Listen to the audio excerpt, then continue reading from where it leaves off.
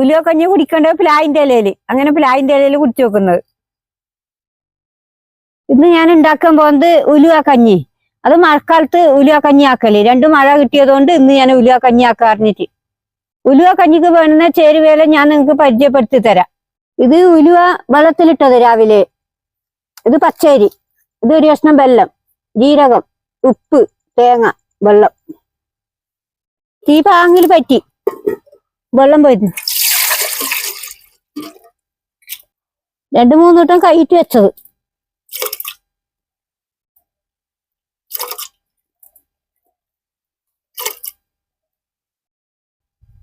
തീ പാങ്ങിൽ പറ്റി ഉലുവ ഒരു അരമണിക്കൂർ വേവിക്കുന്നു. കല്ല് നേരത്തെ പഠിച്ചു വെച്ചത്, അതിലേക്ക് തേങ്ങ ഇടുന്നു.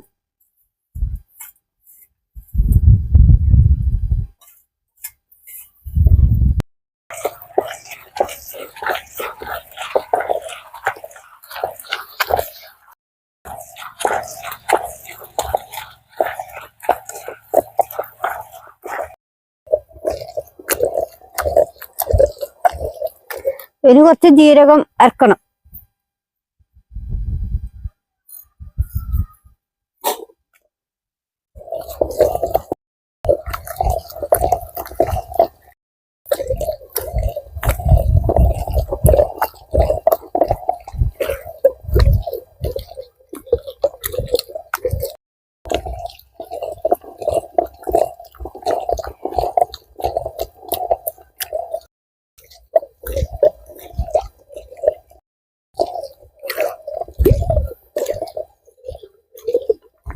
ജീരകം പാകെങ്കിലും മൊതിയണം.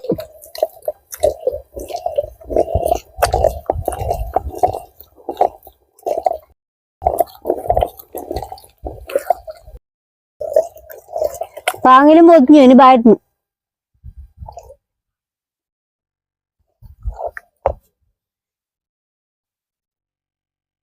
ജീരകം പാങ്ങിലും പൊതിഞ്ഞുകൊണ്ട് കളറ് മാറിയത് തേങ്ങയുടെ.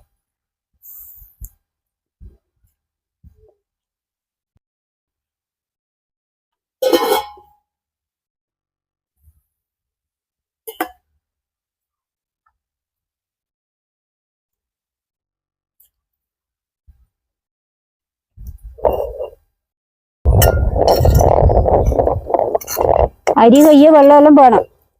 അതിന് അരി പകുവാനുണ്ടല്ലോ, അപ്പൊ ഈ വെള്ളം കൂട്ടാൻ വേണ്ടിയിട്ട്.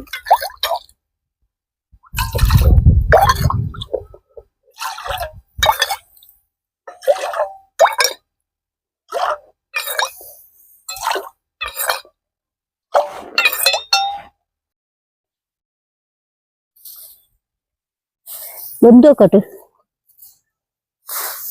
ബന്ധു. ഇനി പച്ചരി 2 വട്ടം കൈയിട്ട് ഞാൻ കൊണ്ടുവന്നത്, അതിനെ തീമാടുന്നു.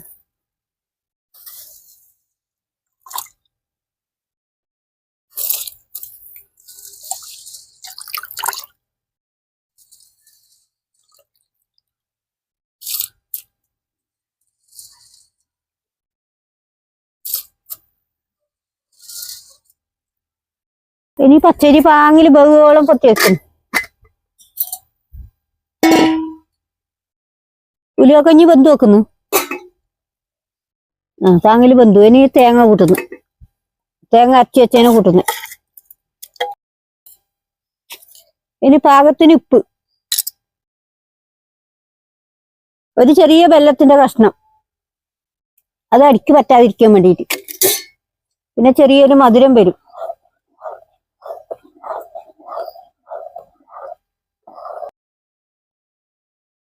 തേങ്ങയും വെല്ലം ഇട്ടേ പിന്നെ ഇത് 5 മിനിറ്റ് തിളക്കണം, എന്നിട്ട് ഇതിനെ വാങ്ങണം. തിളക്കട്ടെ.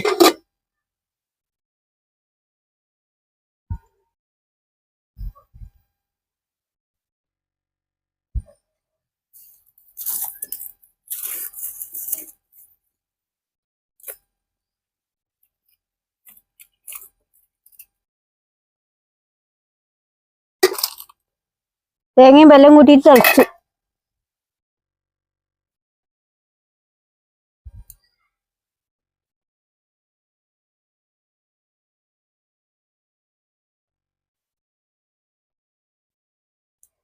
ഉലുവ കഞ്ഞി റെഡിയായി. ഞാൻ വാങ്ങുന്നത്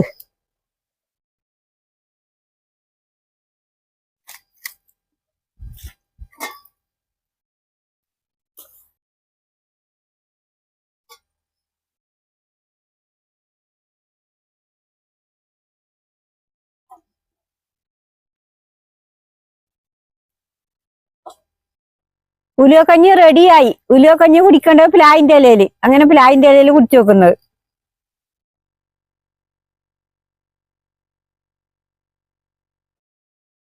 നല്ല പാങ്ങായിന്. ഇത് മഴക്കാലത്ത് കുടിക്കേണ്ടത്. ഇന്നലെ മഴ വന്നോണ്ട് ഞാൻ ഇന്ന് വെച്ചത്.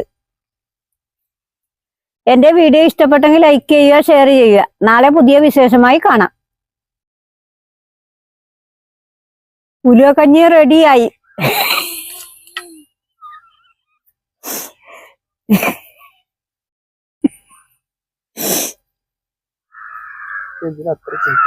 പിന്നെ എങ്ങനെ ഇരിക്കണ്ടേ?